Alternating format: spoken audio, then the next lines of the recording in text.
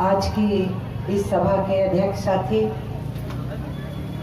हमारे भाई प्रकाश जी, हमारी पार्टी के और वाम पक्ष की दूसरी पार्टियों के नेतागण और सभी मौजूद मेरे भाइयों बहनों, और मैं देख रही हूँ कि युवाओं की बहुत गिनती है, जिसके लिए कन्हैया कुमार एक सिंबल बन चुका है। आप सब यहाँ इकट्ठा हुए हैं, मन बना चुके हैं,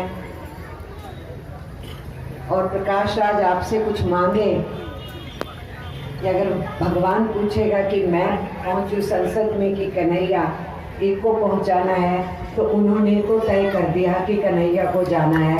आपने भी वो मांगा नहीं, वो सब अपनी जगह है। आज 21 तारीख है, 29 को पोलिंग है। इस 8 दिन में भी जो विरोध पक्ष है बहुत झूठ बोलेगा, बहुत अफवाहें फैलाएगा, बहुत जात पात ऊंच नीच करेगा, बहुत दंगा फसादी जैसा वातावरण बनाने की कोशिश करेगा। इसलिए हमारे लिए आवश्यक है उन सब का मुकाबला करने के लिए हम तैयार रहें। उनके प्रोपेगेंडा का, उनके झूठ का, उनकी अफवाहों का, उस हर हमले के लिए हमको तैयार रहना। उसी के लिए मैं कुछ बातें आपसे करना चाहती हूँ।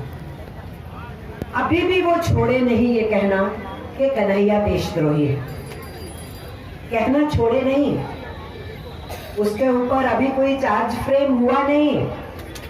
और आज भी जब मैं अखबार पढ़ रही थी तो गिरिराज का ये बयान था कि देशद्रोही को हराना है। मैं आपसे बताना चाहती हूँ, मैं तो दिल्ली में रहती हूँ, पूरा हिंदुस्तान भर घूमती हूँ, बिहार को बहुत मानती हूँ, और बिहार में भी मेरा एक जगह जिसको मैं अपना दूसरा घर मानती हूँ वो बेगूसराय है। बहुत से यहाँ नौजवान बच्चे खड़े हैं, वो पैदा भी नहीं हुए थे जब से मैं आपके बेगूसराय में आ रही हूँ।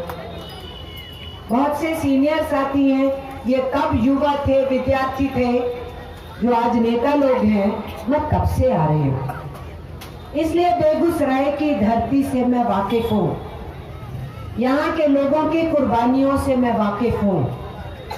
जो लोग शहीद हुए, उन शहीदों की समाधियों पे जाना मेरा काम रहा है।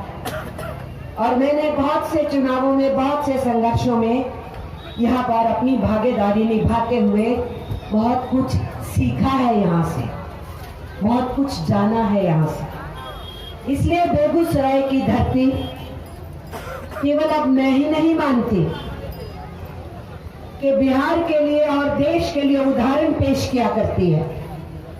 बेगूसराय की धरती जो कुर्बानियों की धरती है, वो देश को नए रास्ते दिखाती है। अब मैं नहीं मान रही, मैं ये प्रत्यक्ष देख रही हूँ। पूरे हिंदुस्तान भर से 543 एमपी की सीटें हैं, कहीं और क्यों नहीं जा रहे हैं लोग? पूरे देश भर से सब लोग बेगूसराय की तरफ ही क्यों आ रहे हैं? यही आके आपको क्यों याद करा रहे हैं कि आपकी बेगूसराय की कुछ भूमिका है, आपकी कुछ विरासत है, आप देश को रास्ता दिखाते रहे हो, आप किसान मजदूरों के मसीहा रहे हो, और आज देश के अंदर वो मौका आया है, उस आवाज को बुलंद होना है। और वो आवाज उनको सिर्फ आप ही के बेगूसराय से दिख रही है, और आप ही की मदद से वो कन्हैया कुमार की आवाज पार्लियामेंट में पहुंच सकती है। किसी और प्रदेश के अंदर, किसी और चुनाव लोकसभा के अंदर कहीं से भी इस तरीके से पूरे देश से उमड़ के लोग नहीं पहुंच रहे। हिंदुस्तान की यूनिवर्सिटियों के शिक्षक आ रहे हैं, विद्यार्थी नेता आ रहे हैं, फिल्म इंडस्ट्री के अंदर निस्वार्थ होकर के अपनी जेब से पैसा खर्च करके यहाँ पहुंच रहे हैं। आप प्रकाश राज यहाँ पहुंचे हैं, लगातार यहाँ रुकने वाले हैं आप लोगों के बीच में।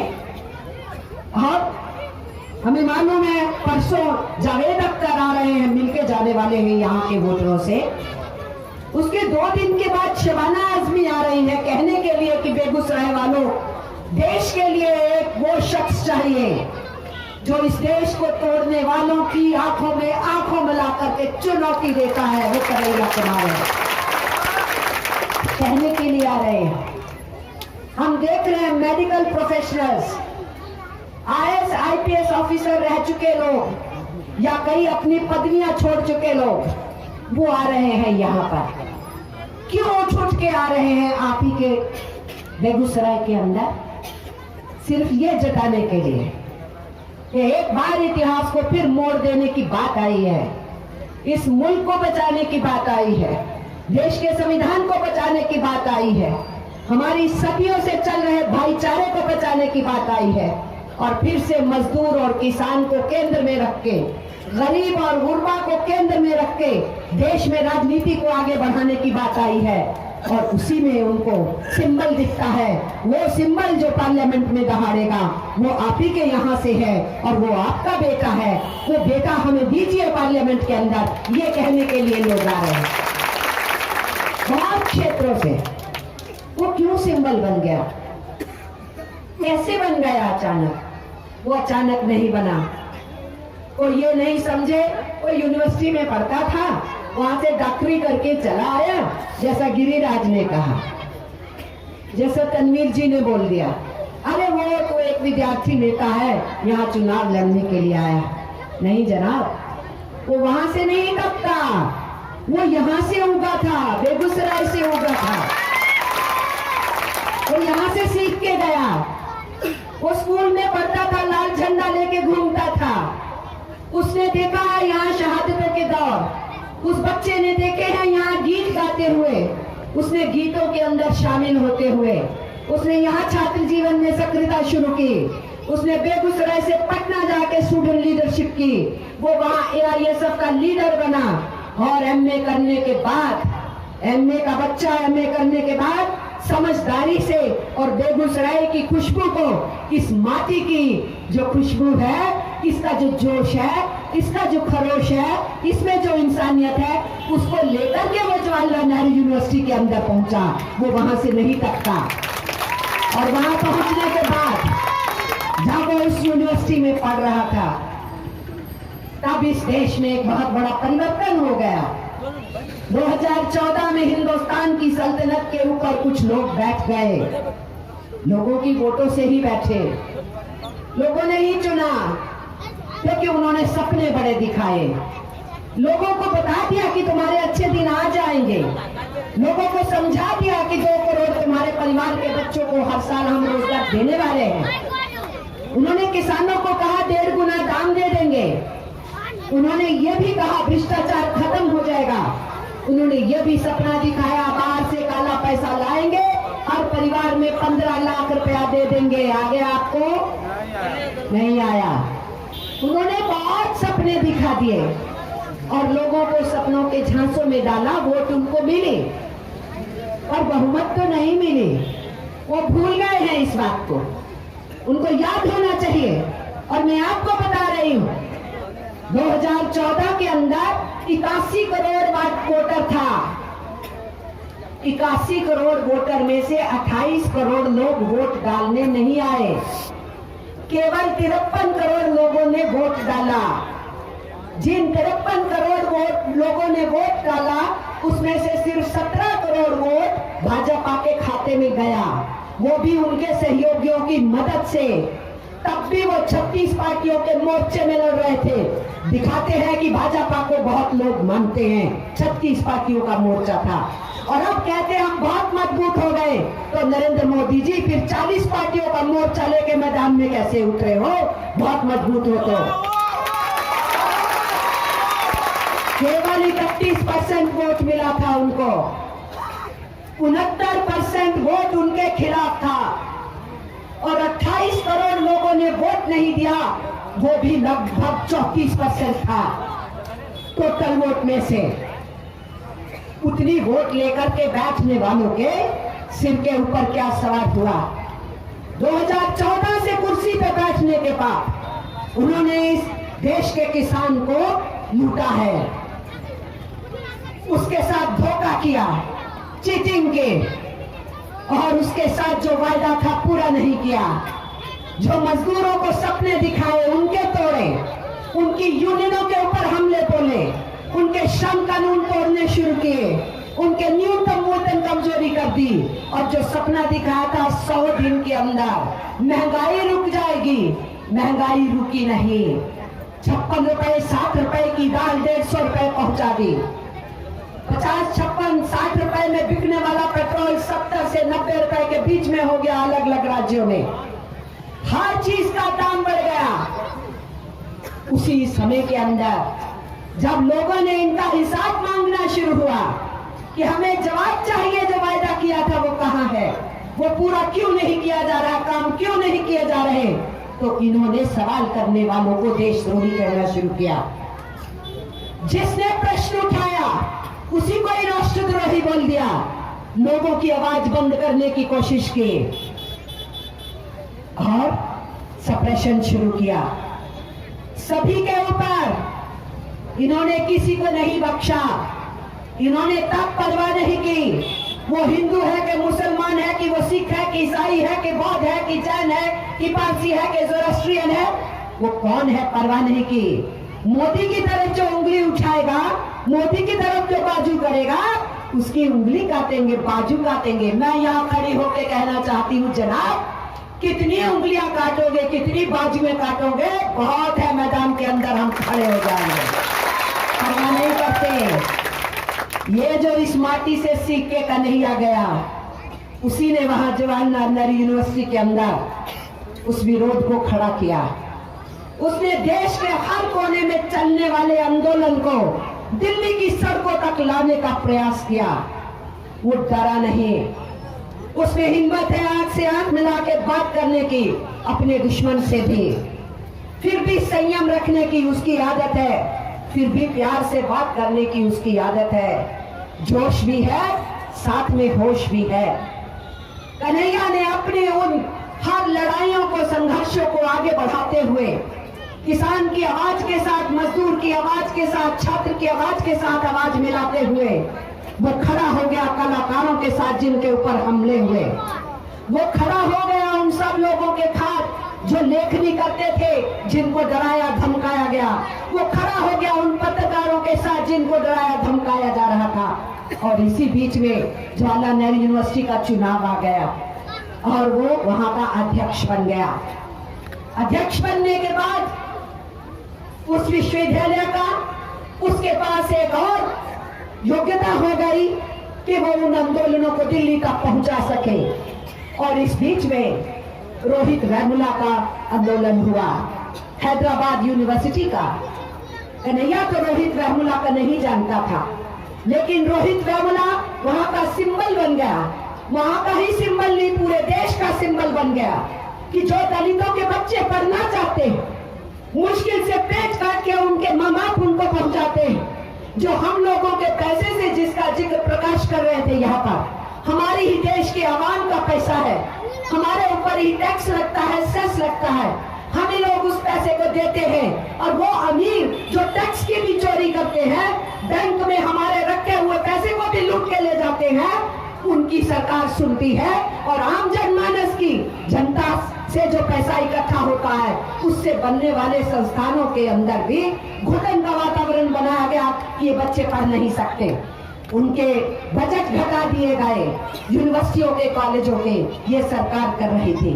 रोहित वेमुला पूरे देश के अंदर एक प्रतीक बन गया। उसकी लड़ाई कौन लड़ने के लिए गया? कन्हैया गया। कन्हैया दिल्ली से उठ के गया वहां। तब रोहित वेमुला अभी जिंदा थे। उस लड़ाई को ताकत दिया कन्हैया ने। अगर आज हैदराबाद से, तेलंगाना से, आंध्र प्रदेश से लोग यहाँ पहुंचे हुए हैं, आपके बेगूसराय में कोई एक दिन के लिए आया, कोई 2 दिन के लिए, कोई 4 दिन के लिए, क्योंकि वो ये जानते हैं कि कोई और नहीं आया था। जवाहरलाल नेहरू यूनिवर्सिटी से निकल के सीधा कन्हैया रोहित वेमुला के लिए आया था, जिसको इन्होंने आत्महत्या करने पे मजबूर किया इस हुकूमत ने जो दिल्ली के अंदर बैठी हुई है। तमिलनाडु से लोग आए आपके बीच में, भाषा नहीं जानते हैं, बोले कॉमरेड हम 2 दिन रहेंगे, मेरे से अंग्रेजी में बताते हैं, हमें जरा बताओ कैसी है सिचुएशन, लोग कैसा सोचते हैं। वो आए हैं क्यों? क्योंकि चेन्नई के विद्यार्थी पेरियार संस्थान के जब वहां लड़ रहे थे, जिनका सारा का सारा पैसा बजट रद्द कर दिया केंद्र की बीजेपी की सरकार के चलते हुए, तो वो कहते हैं वहां के बच्चों के लिए कन्हैया दिल्ली से चल के मद्रास में आया था, चेन्नई में आया था, वो याद कर रहे हैं, इसलिए यहाँ पहुंच रहे हैं। पुणे से बच्चे आए हुए हैं, वो पुणे का आंदोलन, जिस आंदोलन को कन्हैया दिल्ली की सड़कों तक पहुंचा दिया, वो बच्चे आपके बीच में आए हुए हैं। हिंदुस्तान का कोई राज्य नहीं बचा है जहां से कोई ना कोई यहाँ पर पहुंचा नहीं है। बेगूसराय में भाषा जानता हो या ना जानता हो, वो यहाँ पर आकर के अपनी हिस्सेदारी डालना चाहता है, बताना चाहता है। वो सब क्यों आ रहे हैं? इसलिए हम आपसे कहना चाहते हैं, रोहित वेमुला की लड़ाई थी या पुणे की लड़ाई थी या बॉम्बे की लड़ाई थी, वो चेन्नई की लड़ाई थी, वो हैदराबाद की लड़ाई थी, जितने भी संघर्ष हुए, अलीगढ़ मुस्लिम यूनिवर्सिटी का हुआ, जामिया हमदर्द का हुआ, और ऊना के अंदर जब दलितों की बदन नंगा करके उनको पीटा गया, और जिग्नेश कम्युनिस्ट पार्टी का तो नहीं है भैया, आप तो जानते हो, वो तो इलेक्शन लड़ा है वहां पर किसी और पार्टी से, और वहां वो एमएलए बना है। लेकिन तब जिग्नेश उठा था, जब ऊना के बच्चों को पीटा गया तो जिग्नेश ने वहां पर पहल ली, पहल लेके उसने अहमदाबाद से यात्रा ऑर्गेनाइज करी ऊना के लिए, और जब ऊना यात्रा पहुंचने वाली थी, उसने कहा कन्हैया हमें तुम्हारी जरूरत है। कन्हैया बहुत बीमार था, डिहाइड्रेशन था, बुखार भी था, हमें बोल रहा है मुझे वहां जाना है। मैंने कहा तुम जाने की हालत में नहीं हो, जिद मत करो, नहीं मुझे जाना है, आप मेरा इंतजाम करो, मैं जाऊंगा। और हम लोग उसको हवाई जहाज से भेजे, और अहमदाबाद से ऊना तक सड़क के ऊपर 8 घंटे का रास्ता है, हम लोग उसको एम्बुलेंस में भिजवाए डॉक्टरों की टीम के साथ, क्योंकि कन्हैया खड़ा होना चाहता था। इस देश के दलित के ऊपर जुल्म हो रहा है, कन्हैया वहां खड़ा होगा जाके, और वो वहां पर गया। वो है कन्हैया। आज क्यों आया जिग्नेश प्रचार करने के लिए? क्योंकि वो जानता है क्या प्रचार करते हैं आज, अरे कन्हैया तो भूमिहार है, ये प्रचार कर रहे थे। अब गिरिराज जी क्या प्रचार कर रहे हैं, अरे भूमिहार तो इसको पूछेगा नहीं। अरे तुम तो कह रहे हो केवल भूमिहार है, अब तुम कह रहे हो कि भूमिहार इसको पूछेगा नहीं, ये क्या चल रहा है? फिर जब वो अखलाक के लिए, पहलू खान के लिए खड़ा हुआ, वो हर उस युवा बच्चे जुनैद के लिए खड़ा हुआ, तो तुम बोले अरे ये सिर्फ मुसलमानों का वोट लेता है और इसको कोई नहीं देने वाला, ये प्रचार कर रहे थे। और अब मुस्लिम में जाके क्या कह रहे हैं? मुस्लिम्स में जाके कह रहे हैं अरे तुम्हें वोट, तुम्हारे वोटों से वो कहां से जीतेगा, सारा भूमिहार तो उधर खड़ा है। सब ड्रामा चल रहा, मैंने आपसे कहा ना सब अफवाहें चलेंगी। लेकिन कन्हैया किसी भी जाति और धर्म से उठ करके आज वो सिंबल बन गया है हर उस आवाज का जो न्याय के खिलाफ लड़ना चाहती है और वो भारत को नई दिशा की तरफ ले जाना चाहती है। वो किसी एक जात का, किसी एक धर्म का नहीं है, लेकिन जहां अन्याय हुआ उस अन्याय के खिलाफ कन्हैया खड़ा हो गया। उसकी गिरफ्तारी से पहले उसने एक एक करके सारे आंदोलन लिए। जितने बच्चे पढ़ने के लिए जाते हैं यूनिवर्सिटियों में, जिनको स्कॉलरशिप मिल पाता है गरीब बच्चों को, वो किसी भी जाति के बच्चे हों, उन गरीब बच्चों को स्कॉलरशिप मिलता है जवाहरलाल नेहरू यूनिवर्सिटी में और दूसरी सेंट्रल यूनिवर्सिटीज में, ताकि अपनी माई का वो सपना पूरा कर सके, वहां पर अपनी पढ़ाई को पूरा करके परिवार की जिंदगी को बेहतर करे। वो वजीफा बंद कर दिया गया, स्मृति ईरानी ने उसको ठप कर दिया, प्रधानमंत्री ने उसको ओके कर दिया, बंद कर दिया। कन्हैया ने 90 दिन तक आंदोलन चलाया यूनिवर्सिटी ग्रांट्स कमीशन के आगे, Jawaharlal Nehru university student union की लीडरशिप में चलाया। हिंदुस्तान की अलग अलग यूनिवर्सिटियों से विद्यार्थी वहां पहुंचे, सभी छात्र संगठन वहां पहुंचे, और उस 90 दिन की लड़ाई के बाद गरीब गुरबा के वजीफा को कन्हैया ने बचाया वहां पर यूनिवर्सिटियों के अंदर। इसलिए आज हिंदुस्तान भर के विद्यार्थी यहां टपक रहे हैं। इस देश में शिक्षा को बचाना है, इस देश में सरकारी कॉलेज और सरकारी यूनिवर्सिटी और सरकारी स्कूलों में फिर से अनुदान बढ़वाना है, बजट बढ़वाना है, हर गरीब गुरबा मजदूर किसान के बच्चे की पढ़ाई का इंतजाम करना है। ये कन्हैया लड़ाई लड़ा, जब ये लड़ाइयां लड़ रहा था वो बहुत तकलीफ हो रही थी गिरिराज जी, आपकी पार्टी को, बीजेपी को बहुत तकलीफ थी, संघ परिवार को बहुत तकलीफ थी कि ये जो है इसकी आवाज बंद करनी होगी, हमें इस लड़के को हमें चुप कराना होगा, इसको ठप कराना होगा, इसको डराना होगा, इसको धमकाना होगा। और इसीलिए उन्होंने ये साजिश रचा, जिस साजिश के तहत कन्हैया को जेल में डाला गया। पूरे हिंदुस्तान भर में उसको देशद्रोही का करार देने की कोशिश की गई, लेकिन इस देश के अंदर लोग जानते थे कि बेगूसराय की माटी से निकला हुआ ये शेर कभी भी देशद्रोह का एक लफ्ज भी नहीं बोल सकता है। हमारे को जरूरत नहीं पड़ी, कम्युनिस्ट पार्टी ने तो मैदान में आना ही था कि किसी पे जुल्म है हम सहेंगे नहीं। हमारे से पहले दूसरे लोग सब मैदान के अंदर थे कि कन्हैया के साथ जाती हुई, और मैं उसी के बारे में आपको बताना चाहती हूँ साथियों। कन्हैया उस वक्त वहां था ही नहीं जहां मीटिंग हो रही थी, ये सच्चाई आपको पता होनी चाहिए, क्योंकि ये आने वाले 7 दिन में इस झूठ को बंद नहीं करेंगे, जगह जगह जाकर के प्रचारित करेंगे कि देशद्रोह को वोट मत दो। और मैं आपको बता के जाना चाहती हूँ, हर एक होने वाली घटना को, हर एक पल को हम बात भुगत रहे थे और हमें मालूम है क्या हो रहा था। वो प्रोग्राम जो जवाहरलाल नेहरू यूनिवर्सिटी में आयोजित हुआ, वो कोई छोटा सा ग्रुप है जिसने किया, वो 3 साल से कर रहे थे, इस बार भी हो रहा था। Jawaharlal Nehru university student union का या AISF का या आईसा का या SFI का ये प्रोग्राम नहीं था। और कन्हैया देर रात किसी प्रोग्राम से आके अपने हॉस्टल में सो रहे थे।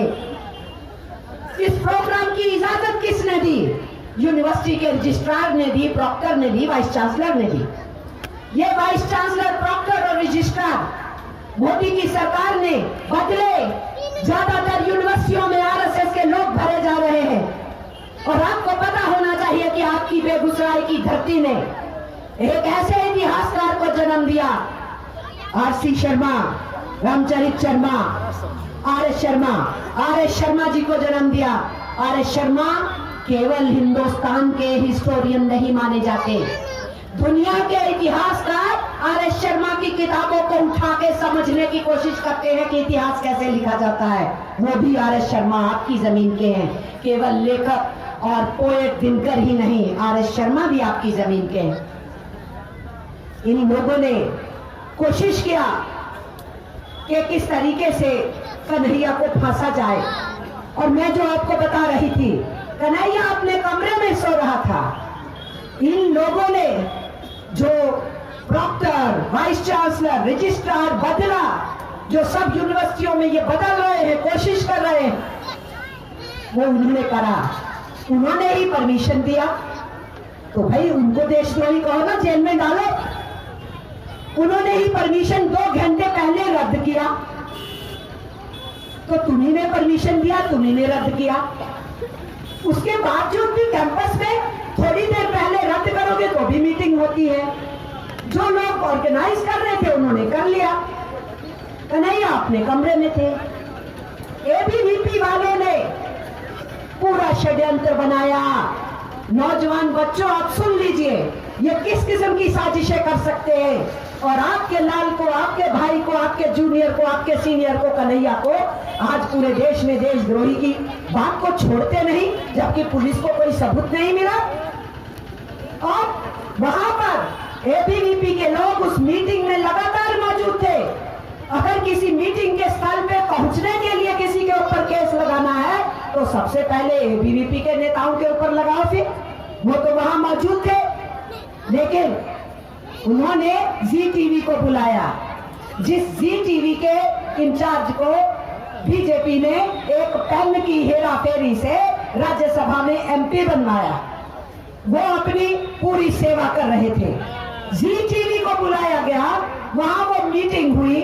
मीटिंग के बाद कुछ लोग मुंह के ऊपर साफा बांध के वहां पहुंचे और वहां नारा लगाना शुरू किए, जो नारा आप लोगों ने टीवी पे देखा। वो नारा लगाने लगे, फिर दोनों ग्रुपों में झगड़े का माहौल हो गया। तो कन्हैया को किसने बुलाया? वहां जवाहरलाल नेहरू यूनिवर्सिटी की जो सिक्योरिटी रूम है, उन्होंने फोन करके कन्हैया को बुलाया कि आप अध्यक्ष हैं कैंपस में, आप प्लीज आइए, यहाँ लड़ाई हो जाएगी, उसको रोकिए। तब कन्हैया वहां पर पहुंचा। कन्हैया जब वहां पहुंचा, ये आमने सामने नाराबाजी हो रही थी और कन्हैया ने अपने और विद्यार्थी साथियों को इकट्ठा किया और उस लड़ाई को रोकने का प्रयास किया। फिर पुलिस आ गई, फिर उसके पुलिस ने और कन्हैया ने और इनके सहयोगियों ने मिल करके झगड़े को रोक दिया। झगड़ा नहीं हुआ, पुलिस चली गई, डिस्पर्स हो गए, वो लड़के भाग गए जो नारे दे रहे। उन लड़कों को क्यों नहीं पकड़ा जो नारे दे रहे थे? क्योंकि वो पीडीपी के समर्थक थे और बीजेपी ने पीडीपी के साथ सरकार बनानी थी कश्मीर के अंदर। और आपको टारगेट बनाना असल में था कि जवाहरलाल नेहरू यूनिवर्सिटी के उन विद्यार्थियों को पकड़ना था जो विद्यार्थी पूरे देश के मजदूरों की, किसानों की, गरीबों की, आमजन की आवाज बनने की कोशिश कर रहे थे। और उसी चक्कर में 10 तारीख को कन्हैया को माँ बहन की गालियां दी गई, टेलीविजन के ऊपर उसकी माँ के बारे में अपशब्द कहे गए। 10 तारीख को कैंपस में उन्होंने जुलूस निकालने की एबीवीपी वालों ने कोशिश की। तो 11 तारीख को Jawaharlal Nehru university student union ने जवाब दिया, अपनी एक रैली निकाली। वो रैली निकालने के बाद वहां पर शाम को एक सभा हुई। 10 तारीख को ये लोग एफआईआर दर्ज किए, बीजेपी के एमपी एबीवीपी वालों के साथ मिलके 9 तारीख का टीवी का रिकॉर्ड उनको देके और 11 तारीख को कन्हैया ने भाषण दिया अपनी रैली में। 11 की भाषण में जब कन्हैया ने इन लोगों को वैचारिक तौर पे लकारा और उसके बाद उसने नाराबाजी वहां पर की। और नाराबाजी कौन सी की?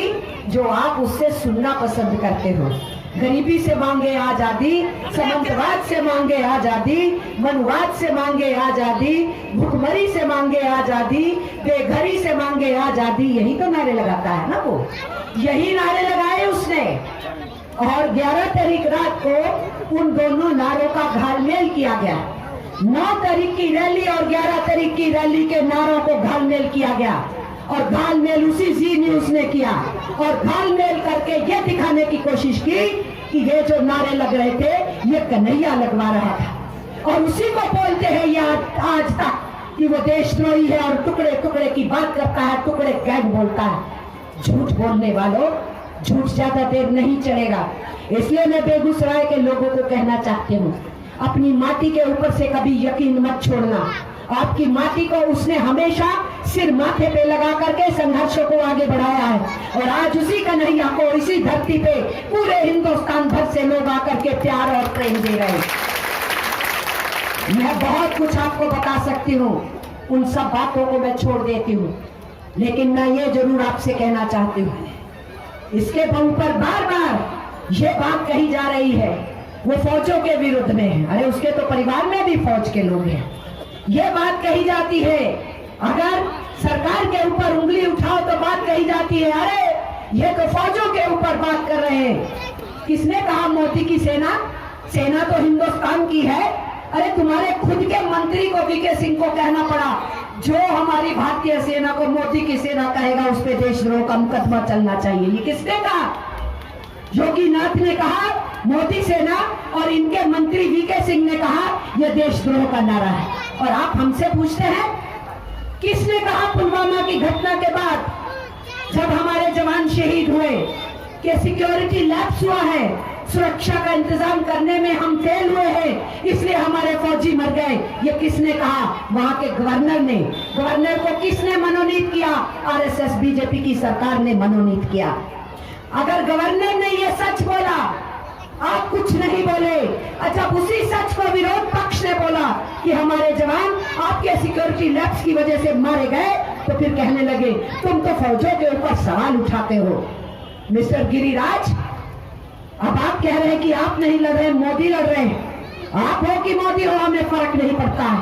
हम कहना ये चाहते हैं, आपसे हम कोई और उम्मीद भी नहीं कर सकते हैं जनाब। जो श्री राम को हाथ में कमल का फूल पकड़ा के जबरदस्ती बीजेपी का प्रचार करने के लिए निकल पड़े, कि भगवान को भी इस राजनीति की दलदल के अंदर घुसा दे, उसके लिए फौजें क्या बात होती है। हम इनसे और यकीनी क्या कर सकते हैं, इनसे और कोई हम उम्मीद नहीं रखते। इसलिए इन्होंने ये भी फैलाने की कोशिश की, ये भी फैलाने की कोशिश की फौजों की बात। और मैं आपको बता देना चाहती हूँ, पूछिए गिरिराज से, फौजों का राशन किसने बंद किया? बीजेपी की सरकार ने। फौजों की बात करते हो, वो जो 40 जवान वहां शहीद हुए और उसके बाद हुए, उनका राशन और उनकी पेंशन क्यों बंद है? राशन भी बंद कर चुकी है ये सरकार फौजों का, और पेंशन भी इन्हीं की बीजेपी की सरकार थी जो नई पेंशन स्कीम लाई थी, पुरानी पेंशन स्कीम खत्म की थी। आज आपके देश में सीआरपीएफ वाले, बीएसएफ वाले, इनको कोई पेंशन नहीं मिलता है और सरकार कह रही है कि हम फौजों का भला कर रहे हैं। तुमने उनकी पेंशन मार दी, तुमने उनका राशन खा लिया, तुमने उनको 1 रैंक 1 पेंशन दिया नहीं और झूठ बोलते हो कि 1 रैंक और 1 पेंशन हम देंगे। इसलिए साथियों, लड़ाई आज बहुत स्पष्ट और सीधी है। दुनिया भर से लोग भी हमको फोन कर करके पूछ रहे हैं और हम आपसे कहें, कन्हैया की गिरफ्तारी की जैसे ही खबर गई, पूरे दुनिया भर के अंदर जो दूतावास में काम करने वाले, जो साइंटिस्ट है, जो शिक्षक है, जो इंजीनियर है, हिंदुस्तान के यूनिवर्सिटियों के पढ़े हुए, कम्युनिस्ट पार्टी उनको बोलने के लिए नहीं गई थी, एआईएसएफ भी बोलने के लिए नहीं गई थी, कन्हैया तो जेल में था। ये स्वतः ही अपनी पहल लिए 24 घंटे के अंदर 450 पूरी दुनिया के ऐसे प्रबुद्ध लोगों ने प्रधानमंत्री को चिट्ठी लिख के भेजा कि ये तुमने क्या किया, तुमने जवाहरलाल नेहरू यूनिवर्सिटी के अध्यक्ष को उठा के जेल में डाला, ये इस देश की डेमोक्रेसी की हत्या है, ये उन्होंने बोला। क्योंकि वो देख रहे थे कि कन्हैया कैसे किसानों की लड़ाई के साथ जुड़ रहा है, मजदूरों की लड़ाई के साथ जुड़ रहा है, विद्यार्थियों की लड़ाई के साथ जुड़ रहा है, दलितों के ऊपर होने वाले जुल्म के खिलाफ लड़ रहा है, मुसलमानों के ऊपर होने वाले जुल्म के खिलाफ लड़ रहा है। कन्हैया हिंदुस्तान के कॉन्स्टिट्यूशन की आवाज बनता चला जा रहा था। ये बात पूरी दुनिया में फैल रही थी। भीड़ तंत्र के खिलाफ, आगजनी के खिलाफ, गुंडागर्दी के खिलाफ हिम्मत से उस बच्चे ने हर बात को ऊपर उठाया। ये बात पहले से दुनिया में मालूम थी, इसलिए उनको ये पता था जवाहरलाल नेहरू यूनिवर्सिटी में एक होनहार बच्चा अध्यक्ष हुआ है। वो नहीं जानते थे वो बिहार का है, वो नहीं जानते थे वो बेगूसराय का है, वो ये जानते थे कि दिल्ली के अंदर ये जो यूनिवर्सिटी है उसमें एक बच्चा है जिसमें इतनी हिम्मत है कि आंख में आंख डाल के किसी को भी चुनौती दे सकता है। उस बच्चे के ऊपर हमला हुआ है तो वो देश के जनवाद पे हमला है, धर्मनिरपेक्षता पे हमला है, देश की विकास की प्रक्रिया के ऊपर हमला है। वो स्वतः ही 450 से ज्यादा लोग हस्ताक्षर करके भेजे। इसलिए हम आपसे कह रहे हैं, आज वो लोग हमसे फोन कर करके पूछ रहे हैं, बेगूसराय की हालत हमें बताओ। वो किसी और सीट की नहीं पूछते, आप ही की सीट की पूछ रहे हैं कि बेगूसराय की हालत बताओ। और हम उनको वही कह रहे हैं जो आपकी आवाज है कि बेगूसराय के लोगों ने तय कर लिया हमारा बच्चा पार्लियामेंट में जाएगा। ये हम उनको हिम्मत दे रहे हैं। हम आपसे बहुत बातें कर सकते थे लेकिन अगली मीटिंग है मंसूर चक पे, हमें वहां जाना है। मैं आखिर में सिर्फ आपसे इतना ही कह रही हूँ, इन्होंने आपके किसानों के कर्जे तो माफ नहीं किए, बड़े पूंजीपतियों के 3.5 लाख करोड़ के कर्जे माफ किए, बड़े पूंजीपति को मदद करने के लिए नोटबंदी कर दी और हमारे छोटे व्यापारी को पीटने के लिए जीएसटी की कील ठोक दी। ये नोटबंदी से रोजगार को 4 करोड़ रोजगार को छीन लिए और ये जीएसटी से हमारे छोटे सेक्टर को पीट दिए। आज इस देश के अंदर केवल पब्लिक सेक्टर ही नहीं पीटा जा रहा है, सारे प्राइवेट सेक्टर, छोटा उद्योग, छोटा व्यापारी, सबको चूना लगाया है इन्होंने। इसलिए आज लड़ाई केवल मजदूर और किसान की लड़ाई नहीं है, छोटे व्यापारी की भी लड़ाई है, छोटे दुकानदार की भी लड़ाई है और अपनी ठेला ठेली लगाने वाले की भी लड़ाई है। ये लड़ाई उन सबकी लड़ाई बन चुकी है जो गृह उद्योग करते हैं, माइक्रो इंडस्ट्री करते हैं, मीडियम इंडस्ट्री करते हैं, स्मॉल स्केल इंडस्ट्री। 3 लाख से ज्यादा आपके यहाँ फैक्ट्रियां बंद हो चुकी है हिंदुस्तान में और 4 करोड़ बेरोजगारी हो गई। 45 साल में इतनी ज्यादा बेकारी नहीं फैली थी जितनी मोदी की सरकार ने करी। 80 साल में कभी इतने बुरे दिन नहीं आए थे कि अमीर और गरीब की आमदनी में इतना बड़ा अंतर हो जाए। ये सब कुछ इस राज्य में हुआ है। केवल भाईचारा खत्म करने की ही बात नहीं, देश को भी बर्बाद करने का रास्ता चुना गया। इसीलिए आपसे आखिर में एक बार अपील है कि इस देश को बचाने के लिए रास्ता बेगूसराय से शुरू करो। बेगूसराय में इतिहास कायम करो, बेगूसराय को पूरी देश का मॉडल बनाओ और वो मॉडल पूरे देश के लिए आपके बेगूसराय का नाम ऊंचा करेगा। कन्हैया के पास अपने पार्टी के साथियों के सहयोग से बहुत कुछ उसके पास है कि बेगूसराय में रोजगार सृजना कैसे होगी, उद्योग कैसे खुलेंगे, यहाँ पर शिक्षा के संस्थान कैसे बढ़ेंगे, इलाज के संस्थान कैसे बढ़ेंगे, रोजी रोटी को आगे बढ़ाने वालों को बाजार कैसे मिलेगा, मार्केटिंग कैसे होगी, इन सब चीजों के बारे में वो सोचता है। इसलिए बेगूसराय को मॉडल बनाइए और बेगूसराय का मॉडल को देश का मॉडल बनाइए। ये आप तभी करेंगे अगर आप अपनी आवाज, आपकी खुद की जो आवाज है वो कन्हैया कुमार है, उस आवाज को पार्लियामेंट तक पहुंचाते हो। यही कहते हुए मैं आपसे विदा लेती हूँ। बहुत बहुत धन्यवाद।